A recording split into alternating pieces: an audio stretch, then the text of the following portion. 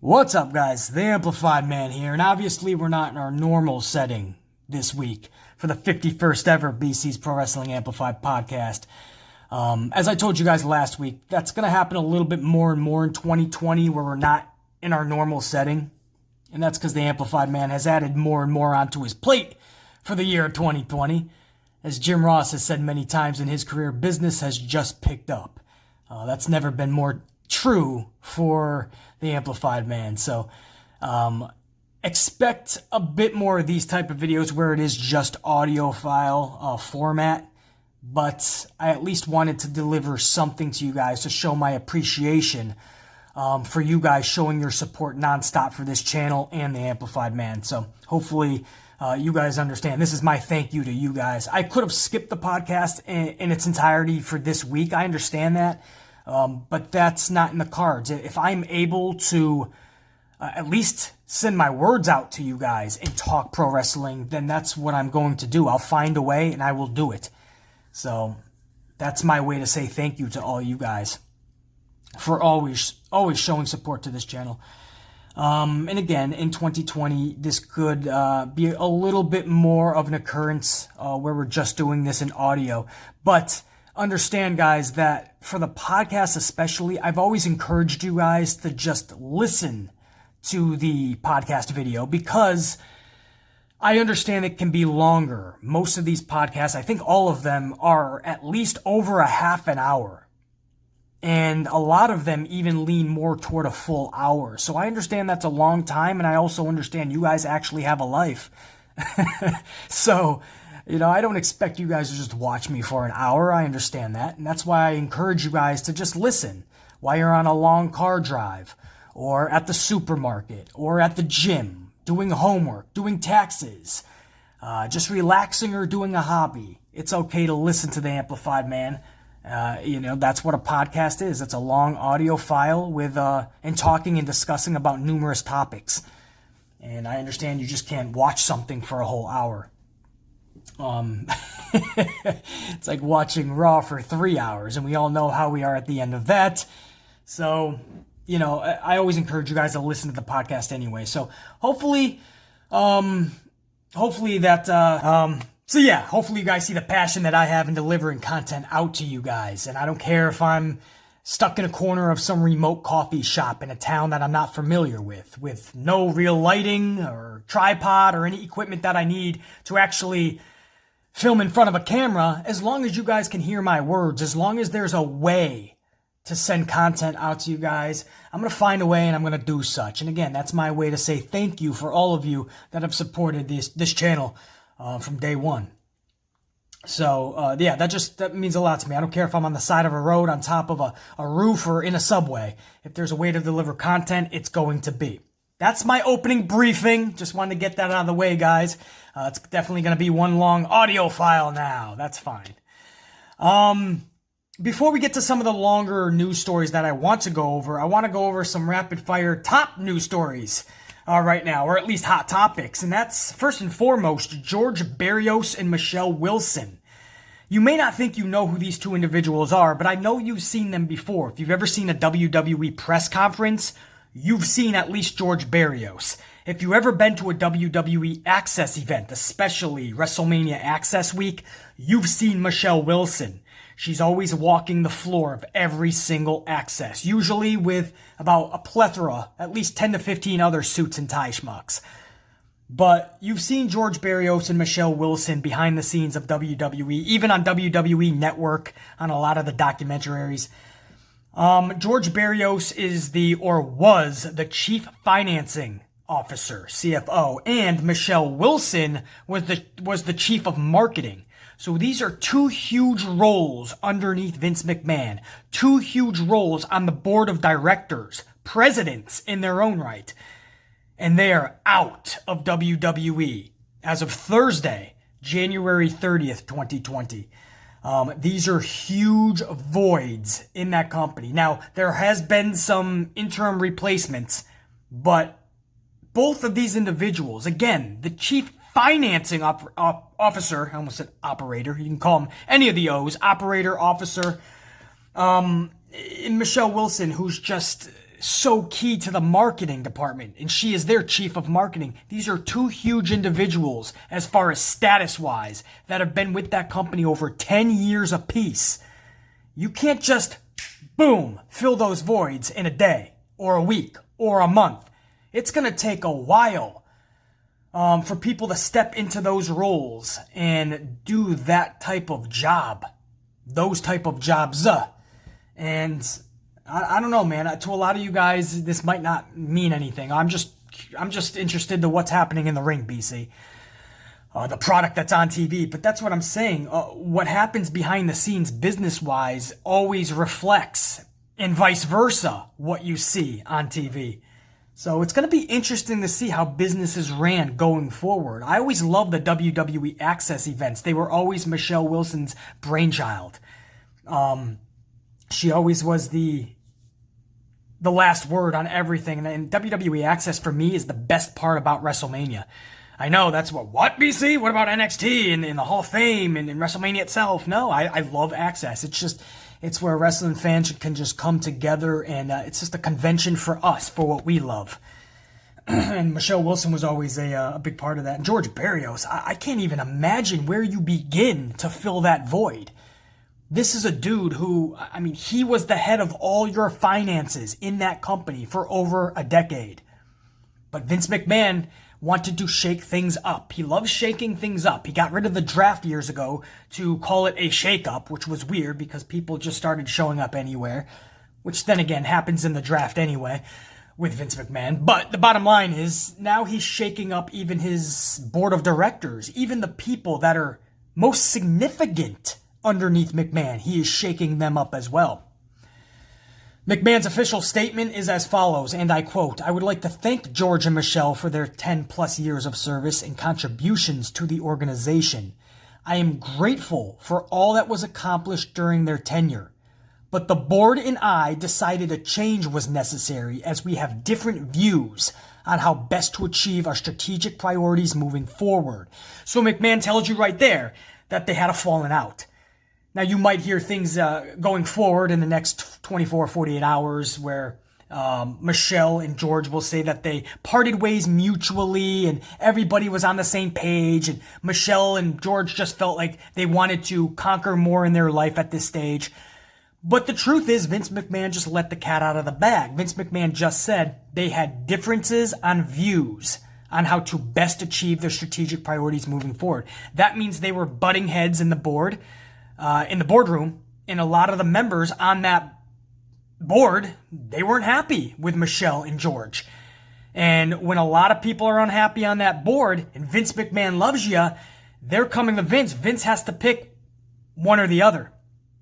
And for Vince McMahon, it's always going to be about business first. If this was Vince McMahon's decision solely, Michelle and George are going nowhere. But because the board went to Vince, many members of that board, trust me, and they said, "Vince, it's not working. We want them gone."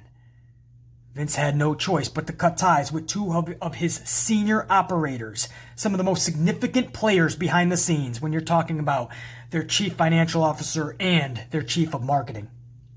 Presidents on that board, and they were removed. So that tells you how cutthroat business-wise Vince McMahon truly is. That was shocking and just revealing for the Amplified Man when I saw that news story. So again, for a lot of fans, this doesn't mean a lot. But for a lot of the diehard fans that know a lot about the behind the scenes, like the Amplified Man, and you actually take interest in that kind of stuff, the business aspect of pro wrestling, you are like me this morning, and we are just rocked. We're floored by those two names. And I'm kind of going to miss seeing Michelle at the Access events. You know, I would always stop and talk to her for a little bit. Always just the sweetest of people. You know, but I guess as times change, man, and you turn public and you get a board of directors, you know, things are no longer the same, you know, and you have to answer to that board. That's why I was never a big fan of going public, but I knew Vince could make a lot more money if he did, so I understand why it was done. But once you go public, even though Vince has the most shares, even though Vince is the final say, you don't really have final say. If there's enough boardroom director members that are telling you something, you better make them happy. Anyway, that's a big story, guys, behind the scenes. George Barrios, Michelle Wilson, they are out of WWE. It's going to be interesting to see how business is ran going forward. Reportedly, guys, moving on, due to the Matt Riddle situation with Brock Lesnar, if you don't know what I'm talking about, apparently at the Royal Rumble, there was a little bit of I don't want to say altercation. There was words between Riddle and Lesnar. Riddle for a long time has been kind of poking at Lesnar, trying to get a match with Lesnar. From what we were hearing is that Lesnar pulled Riddle aside at the Rumble before the Rumble actually took place earlier in the day. And he told Riddle, you might as well leave my name out of your mouth because we're never going to do business together. So I thought that was awesome. That's definitely Lesnar-esque. If anybody's going to say that, it's Lesnar. Then there was reports that maybe it didn't happen. And then other reports came out justifying it and saying, no, it actually did happen. Well, now we're starting to hear, or not starting to, we heard that the entire roster of NXT was told at the Performance Center recently at a big meeting, they were told no longer to call out WWE main roster talent. If that story is true, I ask you, why would they need to tell them that if the Riddle and Lesnar story was false? See what I'm saying? That goes to justify that Lesnar-Riddle story. That goes to say that ended up happening then. And obviously, Paul Heyman was upset enough to tell Lesnar because how else would Lesnar know about it? Lesnar isn't online reading things. He probably doesn't even own a computer. The only reason he has a cell phone is because he needs to get word by Vince McMahon when he needs to show up for things. And even that, he probably has his wife Sable answering the phone calls. But I doubt very much Lesnar knows who Matt Riddle even is, unless Paul Heyman is telling him all this stuff. And of course, Heyman is big on the WWE Raw brand and in WWE in general, so he probably sent word around to tell these NXT dudes and gals, stop. Stop trying to go into business for yourselves to set up something in the future that might not happen, because in the end, you might get the crowd and the fans and your audience all hyped up for nothing because Vince might not deliver. Then the crowd is all hyped up and we can't even deliver what you were trying to get. So I understand where Paul Heyman would be coming from and why WWE would be upset with that. But the story at heart here is that they needed to do this just days after the report of Riddle and Lesnar's face-to-face. So that goes to tell me that that absolutely was true between Riddle and Lesnar. And now we're hearing about this little meeting. Now, remains to be seen. It didn't stop Riddle. Now, we don't know if this meeting was taking place before or after, but Riddle then made a little bit of a video. I believe WWE.com put this out. And Riddle went on to say, no, he will eventually wrestle Brock Lesnar, one way or the other, whether they like it or not. So that's good old defiant Matt Riddle. But I do believe that was before the meeting actually took place. We got to see, guys, how it is going forward. There's a lot of news going on, but I just feel like there's too many stories about the Riddle-Lesnar situation that I don't believe there's any way that it can be fake. I think there's definitely a lot of truth behind it. And Riddle, even after the Rumble, made kind of a remark to where he wasn't actually happy with the Rumble. Not just his participation in the ring at the Rumble, but just the experience. So that goes to tell you that Riddle had a rough night at the Rumble. So anyway, that's another story, guys. Apparently, NXT talent, the roster, was told not to go into business for yourselves and start calling out WWE main roster talent. What else do you guys want to go over rapid fire wise? We wish Bret Hart nothing but the best. He revealed that he had I'm hoping this is just a small form of skin C. I'm not even going to say the word. Can't stand it. But Bret Hart is going through a little medical sitch right now. Not going to say the word, but he's got skin, C. That's all you need to know. And according to Bret Hart, he's going to have it removed. It's going to be a procedure. And hopefully Bret Hart will be fine and ready to rock out immediately afterwards. Bret Hart, made a statement. I believe this was on his Instagram, but it was on social media, and he said one of his 2020 goals in going forward is to use more sunscreen. And I think that's something that we all have to remember, man. Something as simple as just going out in the sun for too long, that could wreck you. And we hope and wish nothing but the best for Bret Hart going forward with that procedure and everything afterwards. We can kind of lead more into the injury report if you want to. Tommaso Ciampa, he did need 3 staples after his segment with Adam Cole on this week's NXT on USA. You guys saw the altercation with Cole. He power-bombed Cole through the table. At one point, he was actually busted a little bit on his dome piece. And then when he signed the contract, he kind of smeared it like Bray Wyatt did, in the blood. I thought that was really cool. But he was actually... he did get pretty rocked, and he did need 3 staples. That's the word coming out of the Performance Center news anyway. And AJ Styles and his injury. That's a little bit more serious than just 3 staples. Obviously, a separated shoulder is what we're talking about with Styles. That came inside the Rumble when Edge gave him a spear. And I told you guys on my review, that was really early on Monday morning, nobody was even talking about AJ Styles' injury because nobody knew he was injured. But I once had a dislocated and fractured elbow, and that was from landing wrong. That was during a football practice. And I just knew that Styles landed wrong, and I could tell by the way that arm was dangling that something was severely wrong. Not necessarily with the elbow, more specifically the shoulder. I was one of the only ones that even mentioned that on my Royal Rumble review show. Sure enough, guys, boom! AJ Styles indeed has that separated shoulder. Not something we want, but I took some flack for that. BC, way too early to be talking about injuries, man. No, it's really not, because when you see something not right, it's my job to report on it, or at least that's the only way I can be factual with you guys.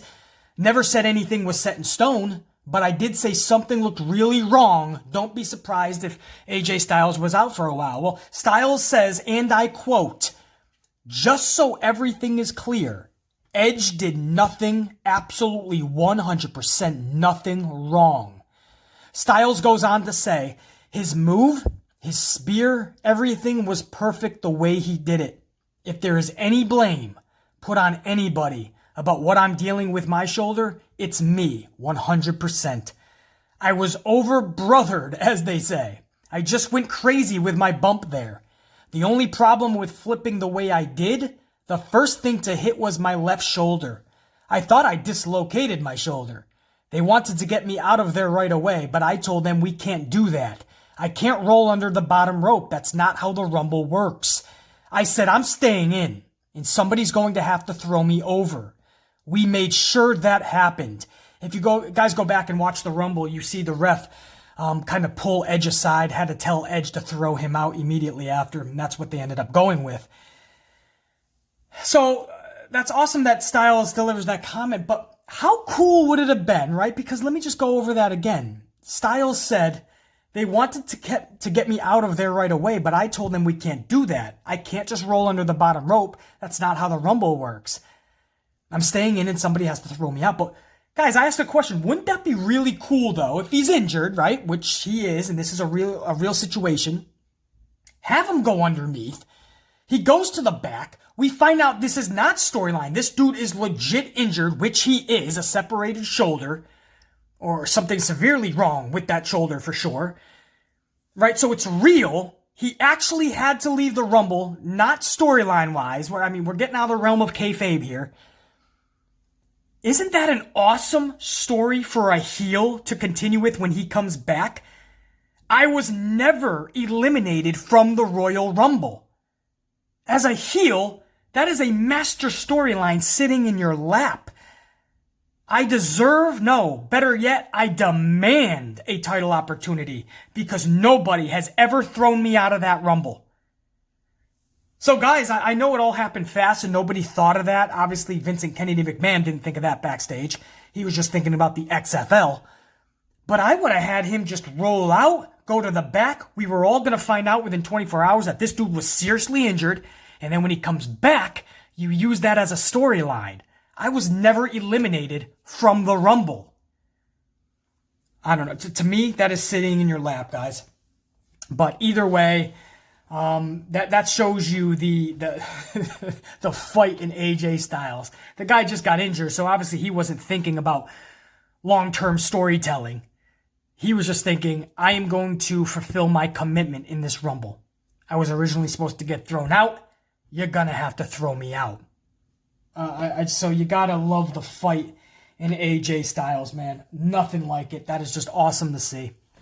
And we wish and we hope nothing but the best for AJ as well. By the way, AJ went on to say in this same little interview piece, he went on to say that he is going to make WrestleMania. One way or the other, he is going to scratch, claw, and grind, but he will be at WrestleMania. Guys, that's nearly, I mean, that's February, March. You're talking less than 3 months. I don't know, so this goes to tell me that maybe it's not too bad of a separation. I mean, a separation's a separation. Maybe it's not as bad, though. I mean, there is different levels still. I don't know, but this dude is literally coming out right now and saying, I'll be at WrestleMania. That's not even a question. But for us fans, if you're a journalist, if you're an analyst of this stuff, a critic of any sort, yeah, it's a question. Especially if you know these type of injuries. So it'll be interesting to see, guys. Talking about injuries, Jinder Mahal obviously has been injured for a while. Well, Drew McIntyre is alluding to something big for Jinder Mahal's return. Listen to what Drew McIntyre said about Jinder. First, he talked a little bit about 3MB back in the day. So I'll start off with that, and that led into Jinder. Drew McIntyre said, I knew that we were all more than capable of obviously doing big things in WWE. And this is, again, when he was in 3MB with Heath Slater and Jinder Mahal. Obviously, with the confines of 3MB, it's very difficult to transition into anything serious. But I knew Heath was one of the most entertaining superstars we have. And he has a lot more to give in that department. The more time passes, the more people see things differently. When we were out of the company, Heath was getting more opportunities to show his personality. You guys remember the whole Heath thing? I got kids! I love that, man. I mean, that was a little too much Hank Henderson there, but that was his whole thing. I got kids. And we loved it, man. The shirt was great. That role that he was in was great. And of course, WWE squashed that immediately. They saw no potential with that. And that was sad because there was something in that Heath Slater character. So Drew McIntyre is right on point. He then went on to Jinder Mahal. And he says, this is Drew McIntyre, and I quote about Jinder. Jinder didn't necessarily start off on the best foot outside of the company. So he wasn't sure what he wanted to do. He wasn't training and wasn't motivated on what he wanted to do. One day it all changed and he became the most driven person I've ever known in my entire life. You're going to see a whole new Jinder soon. So McIntyre's coming out and saying, you thought he came back jacked and like, whoa, last time. You're about to see a whole new version of Jinder soon. What does that mean? I mean, you have to take that into the context of he's going to be even more massive. Right? I mean, he's not going to come back smaller, right? He's not going to come back as a leprechaun. He's not going to come back as a fucking astronaut. What does that mean? He's going to come back as Super Jinder. You would have to think, because he just backed that up with the line before that. He said, one day it all changed. He became the most driven person I've ever known in my entire life. You got to believe Jinder's just busting. I mean, I haven't seen any social media posts or anything, so maybe he's already showing so maybe it is just character. I haven't seen anything about Jinder on social media, so I have to believe that he's coming back super jacked, as if he wasn't anyway. Would it just be a character thing? I got all these questions. What do you mean you can't answer them, unit? But I thought that was that was just a piece of this interview, but it didn't escape by me. I had to stop when I read that. I was like, whoa, you just dropped a little something there. Just dropped a big nugget of information. You're going to see a whole new Jinder soon. What does that mean? He knows something that we don't. Be interesting to see, man. No, it won't be. See, it's Jinder Mahal. Stop it. No, it's going to be interesting to see what they have for him, though. I mean, we know he's coming back anyway. Might as well get something decent out of it, What else you guys want to talk about? Let me get to this Stone Cold story now. This is about Stone Cold and when he viewed Edge at the Royal Rumble and what he was feeling and his thoughts. And this is significant because this is the same type of injury that Stone Cold had. And here Edge is returning to the ring. And I was thinking immediately, like, wow, I wonder what, guys like Stone Cold are thinking. Or what does this do for Paige? People that have had these type of neck injuries and they're seeing something like that, and Daniel Bryan, who got cleared after all that time fighting and clawing and scratching his way back, but he finally got cleared. Edge fighting and climbing and just everything you could think of struggle-wise, but he found his way back to the top of the mountain. And by the way, there's reports that Edge actually used AEW as leverage to try to get a better contract with Vince. I wouldn't doubt that at all. I mean, that's smart business. Edge would have been the main player if he went over to AEW. You know that for a fact. And he would have gotten a ton of money. But I think Edge's home has always been WWE. And so that's why he kind of leveraged them a little bit, but ultimately signed with WWE. But he fought his way back to get there, guys. And to see somebody like Austin opening up about it, I was really intrigued by what he had to say. So if you don't mind, guys, I would like to read this. I printed this out at about 3 a.m., so I brought this with me. Stone Cold said, and I quote, stick with me, this is a little bit lengthy, but it's very telling. Stone Cold says, oh man, it's great to see Edge back. And man, when they hit his music and he came out, man, he blew the roof off the place.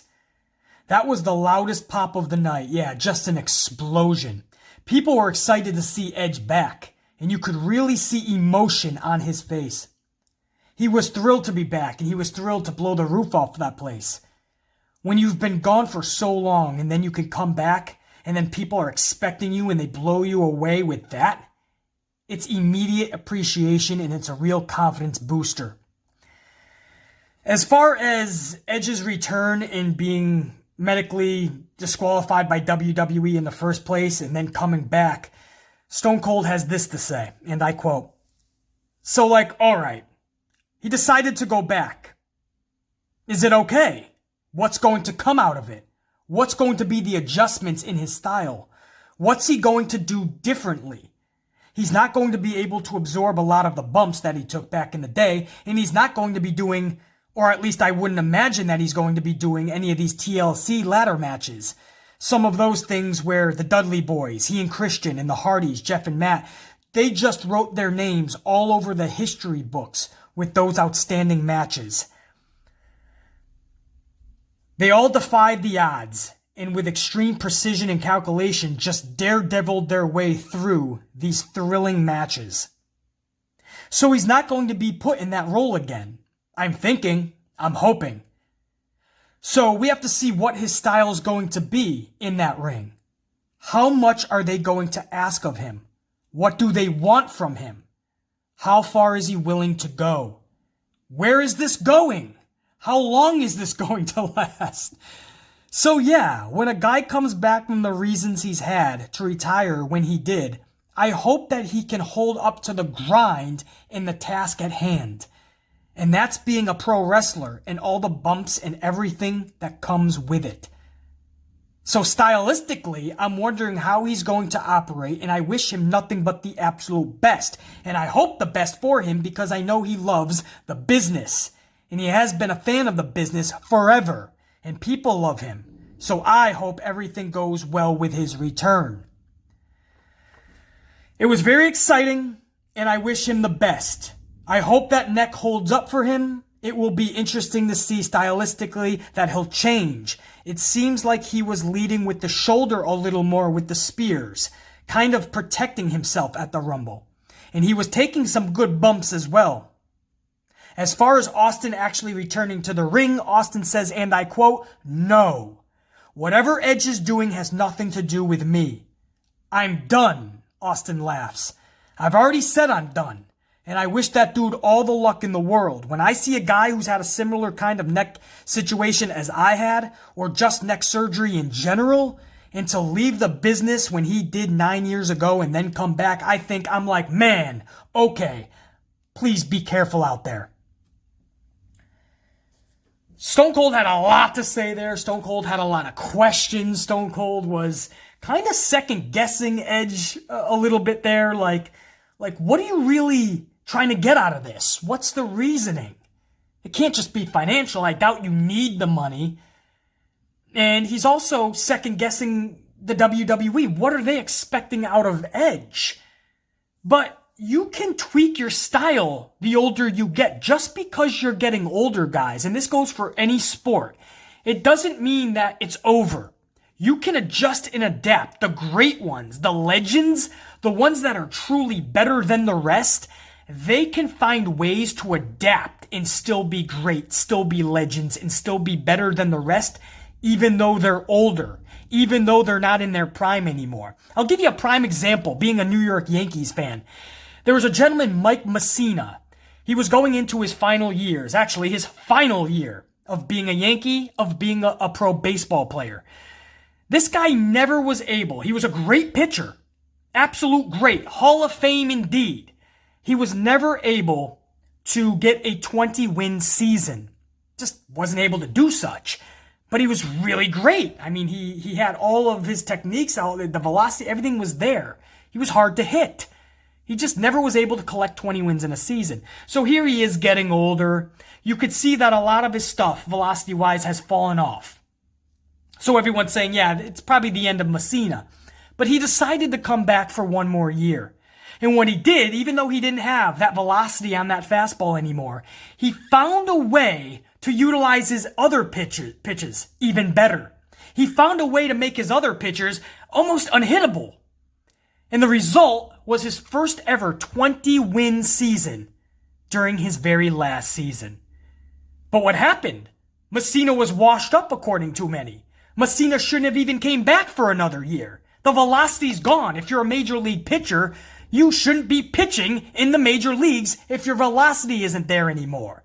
But Messina showed you he's a major league pitcher, meaning he's not all about fastballs. He has those other pitches. And if he can locate them, it was all about location for Messina. He lacked the velocity, but he picked up on location. Messina found a way that if I can pinpoint this pitch exactly where I want it, I'm unhittable. And that's what he did during that season. He was one of the best pitchers for the season, 20 wins, and he went out on the highest of notes. But you can say that about anybody. Brett Favre, National Football League. Obviously, his endurance and his overall athletic ability drastically went down in his last several years. But why was he still so good? Why was he completing so many passes and still getting all those touchdowns? Brett Favre found a new way to do business. Instead of slinging it like he always did, you watch the last couple years of Brett Favre. He started throwing it much shorter, 10 yards or less. And they added up and they added up and they found a way. Brett Favre found his precision. That's what I mean. If you're truly great and better than the rest, it doesn't matter your age. You're going to find a way to still pull it off. And most likely better than everyone else. We saw at the Royal Rumble. And we saw Monday Night on Raw with the angle with Randy Orton that even though he is older, even though he can't take the bumps that he once did, Edge is still a huge part of WWE storytelling and can be going forward. He's obviously has the people behind him. He obviously can interestingly and intriguingly tell a story. And he's obviously somebody that we all still care about. As long as he can go in there and put on matches, he doesn't have to take those old school bumps. It's all about finding a different way. Utilizing yourself in a different way. Taking all the strengths that you had, amplifying them. Your weaknesses, hide them. Put them on the back burner. We've seen that in pro wrestling all the time where legends would come back in their 50s, 60s, and even 70-year-old. And what did they do? They weren't over there taking power bombs off the top rope. They had a full 15-minute match throwing punches and kicks, clotheslines, body slams. It's pro wrestling. Stone Cold himself can come back for one more feud. Do you realize that, guys? Stone Cold could come back for a whole storyline in one match at WrestleMania and not hurt his neck at all. Now, that's not for us to say, obviously, and I'm not advocating for that. It's his injury, and he knows what he wants to do and shouldn't do. And if he says he's done, that's his prerogative. And we wish him all nothing but the best. I'm just using a hypothetical. You could easily have Stone Cold come back for a whole feud, put on a match, and during that whole feud, during the whole storyline, and during the match, Stone Cold never would have even had to take a bump on that neck or even upper back. You could have found ways. It's pro wrestling. Trust me. I've seen so many legends come back that they just couldn't. They could not take a bump. Vince knew that. They found a way, and it still was entertaining. Edge, it looks like, at least can take some solid bumps. Edge can put on actual matches. He just has to be much more careful, obviously, with the neck. But that doesn't mean he can't be a part of storylines and be a part of matches. The dude knows his limitations. The dude is a grown man, and he knows the risks that he wants to take.